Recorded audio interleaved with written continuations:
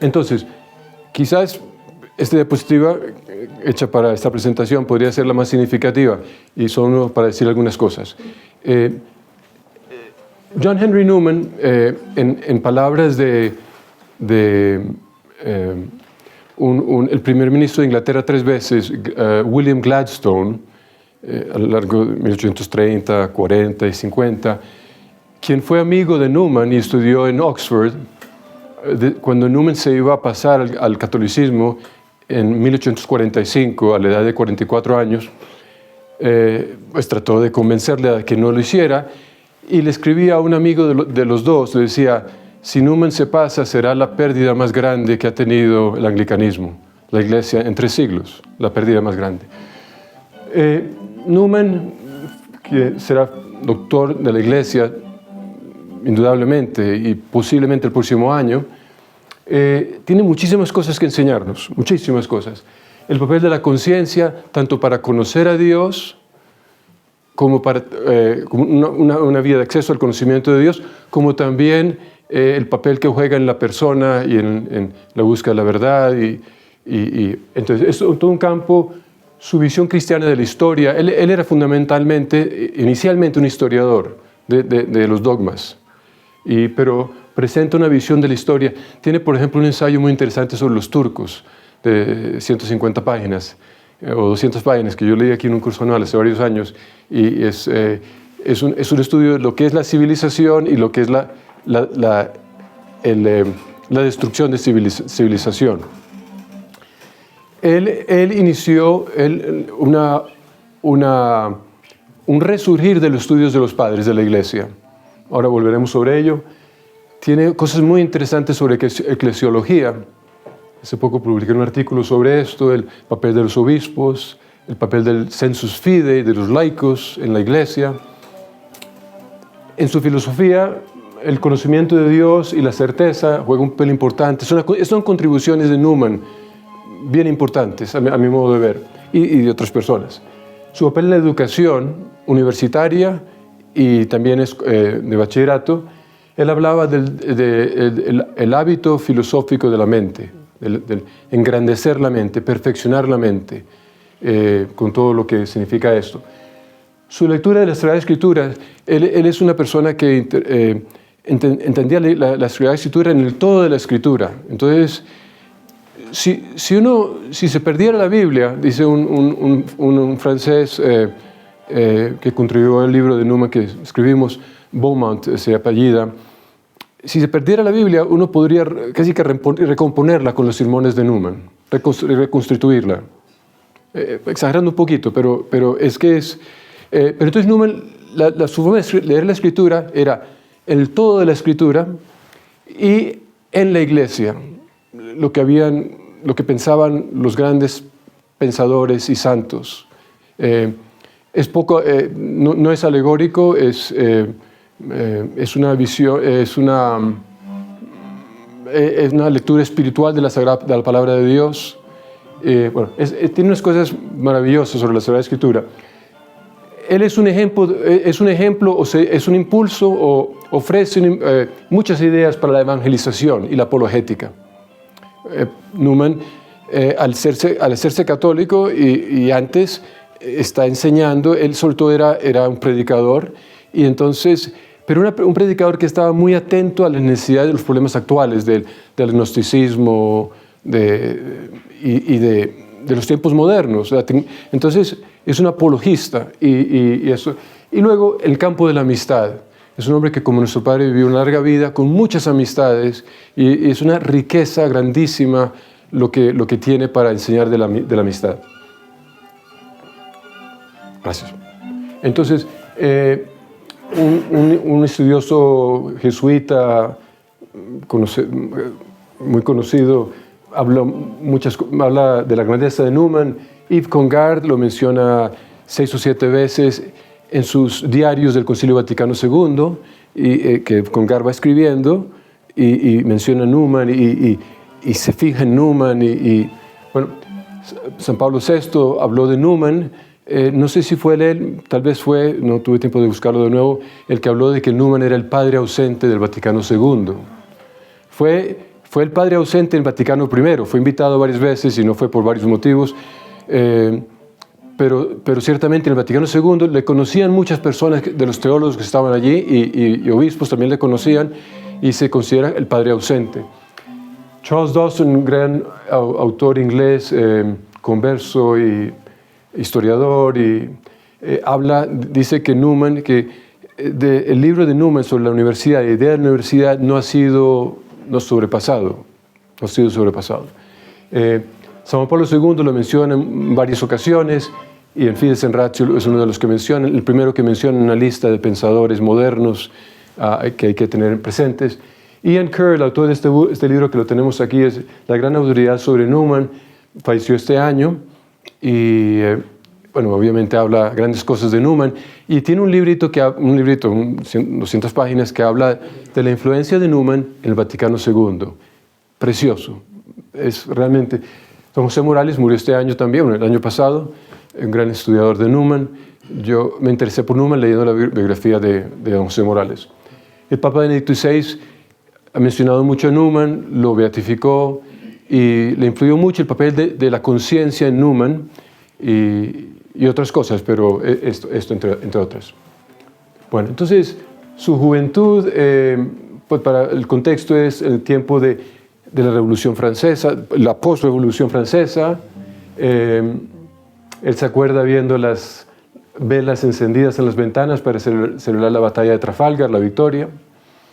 Él estudió latín, sabía latín muy bien, traducía muy bien, sabía bastante griego, o sea, él leía la Ilíada, el Homero, pues, la Eníada, la Ilíada, todo esto, y escribía composición en latín y griego, y era un violinista.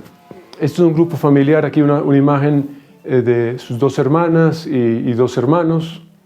Bueno, tuvo dos hermanos, aquí no aparece en esta, y es su mamá. Su papá falleció cuando él tenía como 25 años. Él nació en Londres, en 1801. Estudió a las afueras de Londres en un colegio internado, Ealing, y entonces allí conoció a un señor que se llamaba Thomas Scott, un evangélico, o sea, anglicano, pero muy imbuido por una corriente de oración, de piedad y de lectura de la Sagrada Escritura. Y entonces este hombre le ayudó mucho, dice, casi le debo mi alma a él, escribe en la Apología. A los 15 años, como nuestro padre más o menos, tuvo un gran cambio en su pensamiento, se sintió bajo la influencia de un credo definitivo, recibió en su intelecto impresiones del dogma. O sea, fue un momento, no fue una conversión así repentina o emocional, sino una percepción, una comprensión de la grandeza de otro ser, del ser de Dios, y de su relación con Él. Él habla hay dos seres luminosos, Dios y yo. O sea, se dio cuenta de que existimos en una situación de cara a Dios, el Creador. Y ahí empezó una conversión espiritual, religiosa. Él era religioso, era piadoso. Su abuela y su mamá le habían enseñado la Biblia, pero fue una conversión como empezar a profundizar en la vida espiritual y en el conocimiento de Dios. Fue a Oxford a los 16 años y estudió en Trinity College, y allí tuvo un profesor, estudió en Trinity y luego pasó a otro college que se llama Oriel, y allí conoció a ese señor Whately, que luego fue arzobispo anglicano en Dublín, y este señor me enseñó a medir mis palabras, a ser cuidadoso en mis observaciones. Me dio un libro del cual aprendí a dejar lo que me quedaba del calvinismo, porque los anglicanos, como les decía, hay una corriente anglicana, una corriente calvinista. Entonces él empezó a dejar eso y empezó a creer en la regeneración que ocurre en el alma en el bautizo. Newman, ya en Oriel College, que es otro college, donde él empezó a ser como un profesor asistente, ¿cómo se dice? Profesor... sí. Bueno, entonces él le ayudaba a Whately con sus apuntes de clase, y Whately le dijo, bueno, ¿por qué no me preparas un manual? Entonces Newman en realidad compuso el manual que Whately escribió, Elementos de Lógica de Aristóteles. Y eso fue en el año 1825, y eso en Harvard se usaba en los años 1880, 1890, se estaba usando el libro que Newman había. Newman escribió unas 10, 15 páginas, pero escribió todo el manual, pero unas 10, 15 páginas son de Newman específicamente.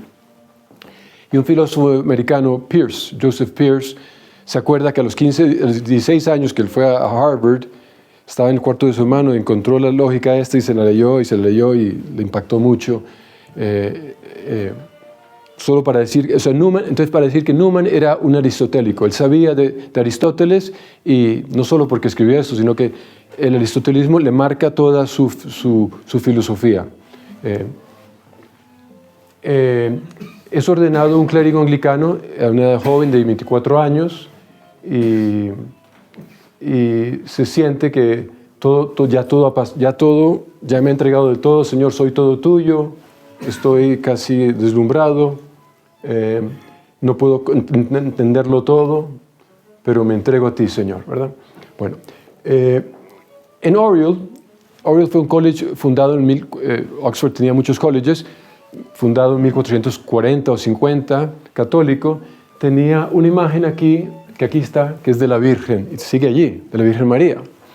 Newman vivía aquí en un cuarto acá, entonces él estudiaba en este college y fue elegido después de Trinity a ser un fellow, un profesor asistente en este college.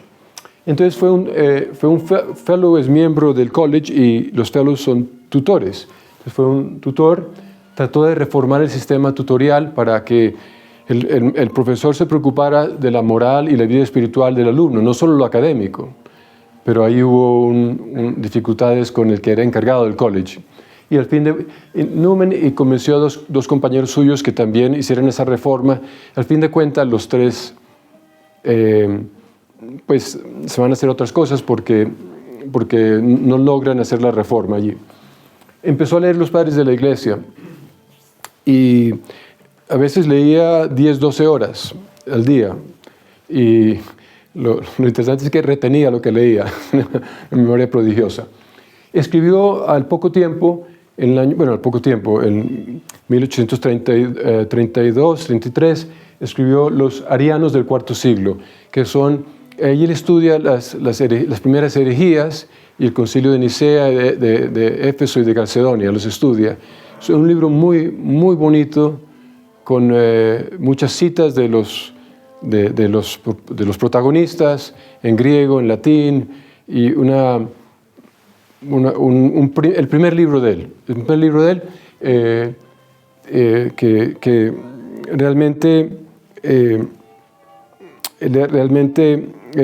ya se ve desde esa edad temprana. Él tenía 31 años cuando lo escribió, 32 años, la capacidad de comprensión de las grandes herejías, las grandes dificultades de la iglesia, y entonces todo a lo largo de su vida va a estar en diálogo con estas cosas o escribiendo, pero ya en vistas a estas grandes cuestiones cristológicas y trinitarias. Él, al poco tiempo, le hacen el vicario, o sea, el párroco de esta iglesia, Santa María la Virgen, la iglesia católica, pero luego en ese momento anglicana. Entonces empieza a predicar lo que serán 600 homilías, y entonces muchas de ellas están recogidas en 9 tomos, pero también hay un tomo que las contiene todas, que se llaman los sermones Parochial and Plain Sermons. Hay unas muy, muy bonitas. Algún día, si quieren, les puedo enviar una lista de 8 o 10 que son estelares. Cuando empieza a hacer esto, en Inglaterra, ese año pasan una ley que empiezan a permitir a los católicos acceder a puestos públicos. Empieza a haber una especie de relajación de las leyes que existían en Inglaterra. Y al mismo tiempo, en Estados Unidos hay el concilio provincial de Baltimore. En Maryland fue la primera sede episcopal. Eso para dar el contexto. Él fue en el año, cuando dejó de dar tutoría en Oriel College, fue por el Mediterráneo con un amigo y su papá, y luego fueron a Roma, sí, le impactó mucho cosas que vio, fueron a Grecia. Luego fue él por su cuenta a Sicilia y trató de subir el monte Etna y le quería conocer las ruinas griegas. Y estando aquí se enfermó y le dio como una fiebre tifoidea. Y viajó por acá y entonces aquí cayó enfermo y estuvo como 10 días de enfermo. Algunos pensaban que él moría, pero él decía, no, Dios me está pidiendo algo, Dios tiene algo para mí. Y al fin de cuentas llegó acá a Palermo y al tiempo regresó vía Marseille a Inglaterra. Y entonces ya iba con la idea en el barco del movimiento de Oxford, que empezó a la semana de él llegar a Londres, a Oxford, del regreso de este viaje, con varios amigos que estaban allí en Oxford, se reunieron y empezaron él escribió, aquí hay una cita de su enfermedad, pero en las cartas de él hay 33 volúmenes gruesos, grandes, de sus cartas, aunque también hay algunas cartas que personas le escriben a él, pero sobre todo son las cartas de él. Escribía muchas cartas. Podemos seguir. Entonces, el movimiento buscaba que se volviera la doctrina católica, los anglicanos hablan de la doctrina católica, a que se volviera a apreciar y a valorar. Buscaban la disciplina en la iglesia, la disciplina eclesiástica y el papel del obispo. Newman decía, para mí el obispo es todo, entonces el obispo es el papa para mí. Entonces, y buscaban el volver a los ritos litúrgicos, o valorarlos, cuidarlos. Ese es el movimiento de Oxford. Duró Newman como cabeza de él hasta el año 1844, cuando se convierte. El movimiento continúa, pero ya sin la misma fuerza, pero continúa. Y bueno, entonces escribió muchísimo, unos 90, muchos sermones, artículos, muchos libros, 2 novelas muy interesantes. Esta que es autobiográfica, escrita un año después de su conversión, y Calista, que la tenemos aquí en español, una bella novela que es muy sugerente en cuanto a evangelización.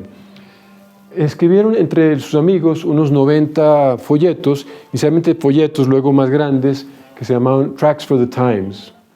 Y cuando escribió el tract 90, ahí estalló la oposición, porque un obispo después de otro en Inglaterra empezó a denunciar el tracto y lo que estaba diciendo él. Él estaba diciendo que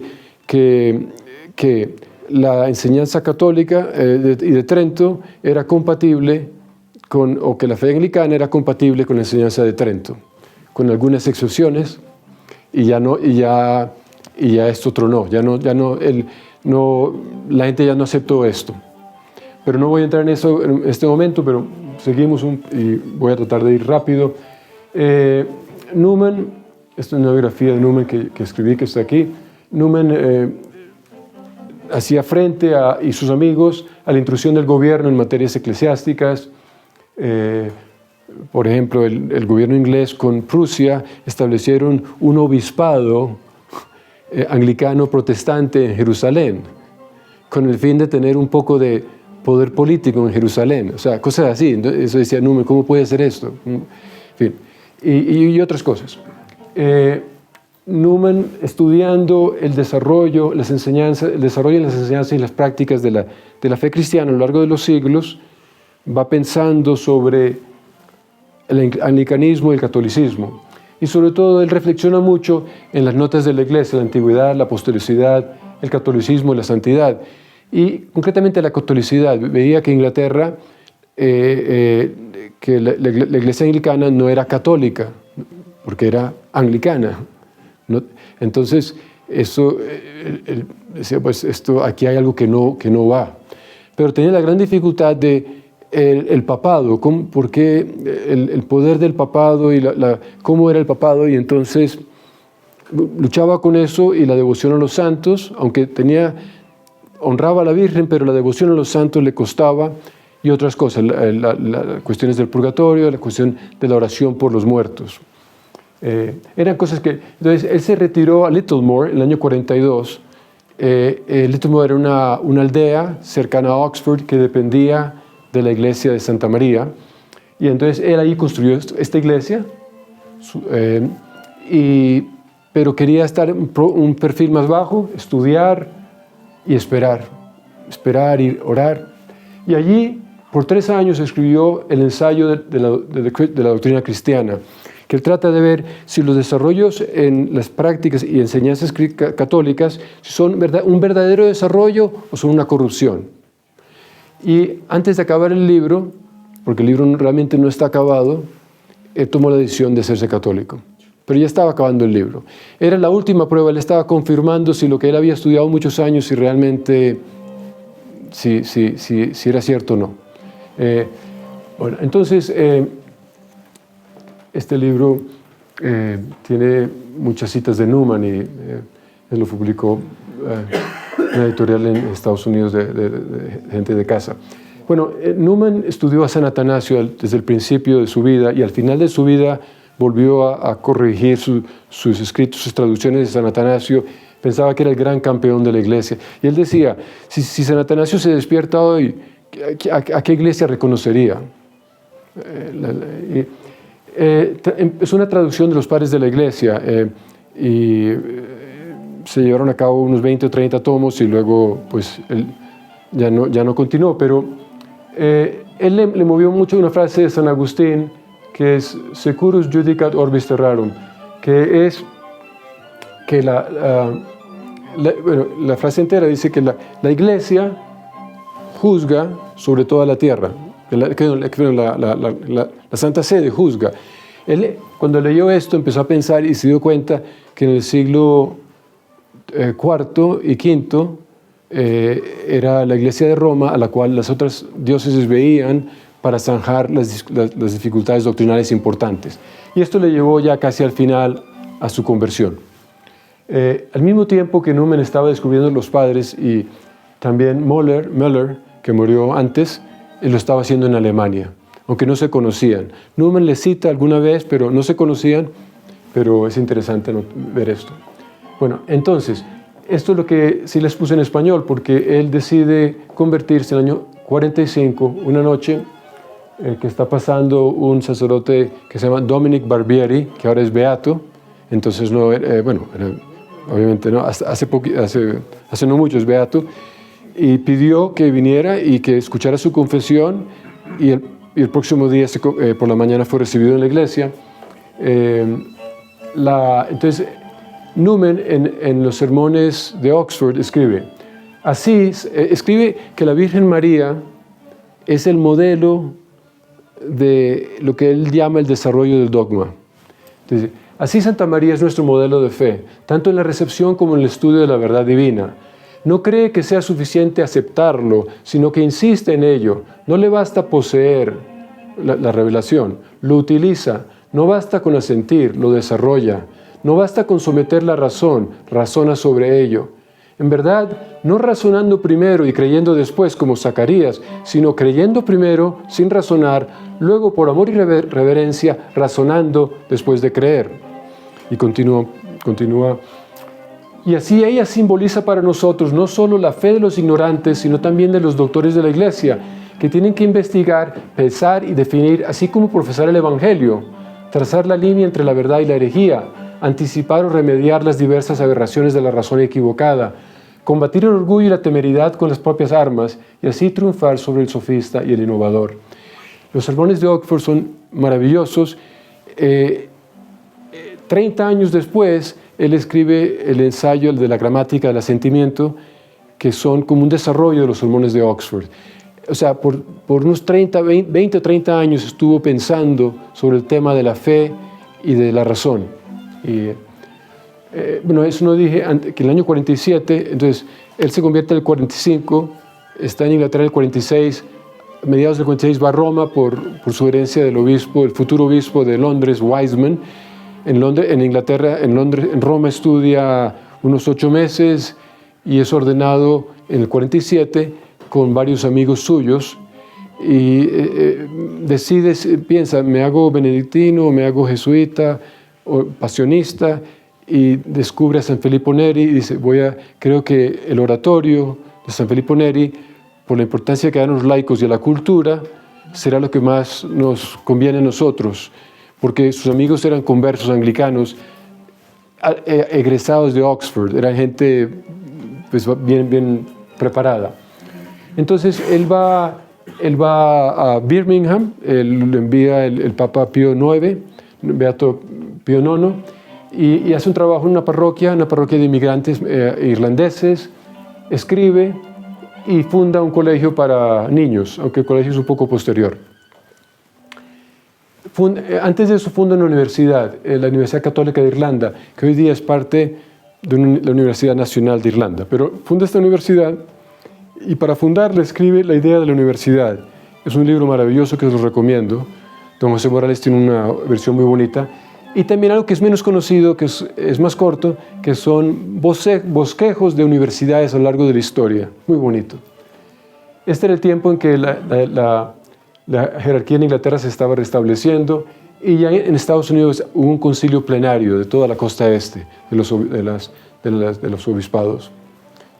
Fue un educador toda su vida, empezó el colegio, un colegio internado de primaria y bachillerato en Birmingham, y cuando lo estaba fundando, estaba muriendo en Filadelfia, el cuarto obispo de Filadelfia, que hoy es santo, St. John Neumann. Realmente Newman, su apellido era Neumann, varias generaciones antes, venía de Bélgica. Pero en todo caso, y St. John Neumann empezó los colegios católicos en Filadelfia, en las parroquias.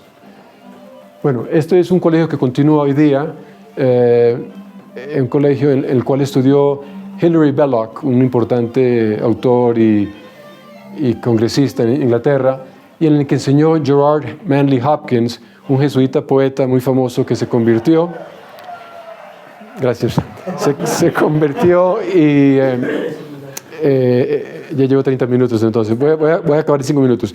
Se convirtió y murió joven, enseñó en Irlanda, Newman lo invitó a Irlanda y luego Newman lo invitó a Birmingham y enseñó allí, un poeta extraordinario. Newman fue un teólogo, fue invitado por el Papa al concilio, también por varios obispos y no fue. Es un tema para más largo, pero aquí hay una copia de la Apología Pro Vita Sua, la primera página. Después del Concilio Vaticano II escribió la carta al duque de Norfolk en que explica el dogma de la infalibilidad. Le explica, y en esta carta tiene un capítulo sobre la conciencia que es maravilloso. En otras partes habla de la conciencia, pero también en este en particular tiene un capítulo 5 sobre la conciencia. Bueno, filósofo. Entonces, la obra madura, la gran obra de Newman, que es compleja, él hablaba de 5 grandes obras suyas, él escribió muchas, pero 5. Grammar of Assent es una, la gramática del asentimiento, en el año 70, aunque publicada en diferentes momentos. En esa obra, él, y en todos sus escritos, se muestra que él es aristotélico, como escribe un hermano nuestro supernumerario, profesor de filosofía en Washington. Es aristotélico, pero que está dando respuestas a Hume y también tiene influencia del empiricismo inglés. Habría que explicar eso un poco. Pero otro autor, un filósofo, una gran persona, John Crosby, que enseña en Steubenville, Ohio, ha escrito un libro sobre el personalismo de Newman, porque Newman ve a toda la persona, su mente, su corazón, la unidad de la persona, que la persona aprende en amistad con otros y que la persona influye en los demás mediante su amistad. Entonces, Crosby explica todo esto y explica cómo Newman es un personalista. Es algo muy interesante. Como les decía, él habla del conocimiento de Dios, de la certeza, la certitud, que es distinto a la certeza. La certeza es algo más lógico, la certitud es algo interior, que tiene que ver con la certeza. Y su filosofía se recoge en el Grammar of Assent y en unas obras póstumas que son los cuadernos filosóficos de Newman, que son 2. Vamos llegando casi al final. En el año 73 nace Santa Teresa, no se conocen, pero En el año 78 el Papa León XIII es hecho Papa y ese Papa le preguntan ¿cuál será su pontificado? Y entonces se dice que él dice, pues fíjense en quién hago cardenal. Y a Newman lo hizo cardenal muy pronto. León XIII había vivido en Bélgica como nuncio, conocía la revolución industrial de Bélgica y de Inglaterra y el pensamiento agnóstico y ateo que se desarrollaba y conocía a Newman, los escritos de Newman, entonces con razón le hace cardenal. Toda Inglaterra se alegra, no solo los católicos, toda Inglaterra se alegra. Inglaterra tenía otro cardenal en ese momento. ¿Perdón? Era Weissman. Tenía dos, perdón. Sí, entonces Wiseman, que era el arzobispo de Londres, y había otro cardenal inglés que estaba en la curia. Entonces el último año de su vida, ya muy viejito, como se dan cuenta, él continuaba preparando obras de autores griegos y latinos, haciendo recensiones para los alumnos del colegio, que hacían obras en griego y en latín. Recibía visitantes, ya no escribía, pero dictaba a su ayudante, y su última misa fue el día de Navidad del año 1889. Entonces muere el siguiente año de una neumonía. Toda Inglaterra está en duelo cuando muere. Aparece escritos sobre eso en todos los periódicos. Fue enterrado en el cementerio al lado de Birmingham, del oratorio, pero luego lo trasladan hace pocos años, después de su beatificación, a la iglesia del oratorio, donde Cheche ha estado, y la fiesta suya es el 9 de octubre. Hoy día en todo Estados Unidos hay cientos y cientos de centros que se llaman Newman Centers, por el nombre de Newman, que hacen la pastoral juvenil universitaria, ¿verdad? Y una última diapositiva aquí. Entonces, su caso se abrió en 58. 2010 fue beatificado en Birmingham, como una excepción. Benedicto XVI fue a Birmingham y le beatificó. Papa Francisco le canonizó en 2019 y era el primer santo inglés desde St. John Ogilvie, que ocurrió en 76. Es un santo de la persecución anglicana creo que el siglo XVI. Yo creo que por lo que ven, y lo que saben y ven, se puede esperar que sea doctor de la Iglesia el año siguiente. Muchas gracias, y no les digo que me pregunten porque sé que queremos ver la película, pero ya me pueden preguntar más tarde otro día.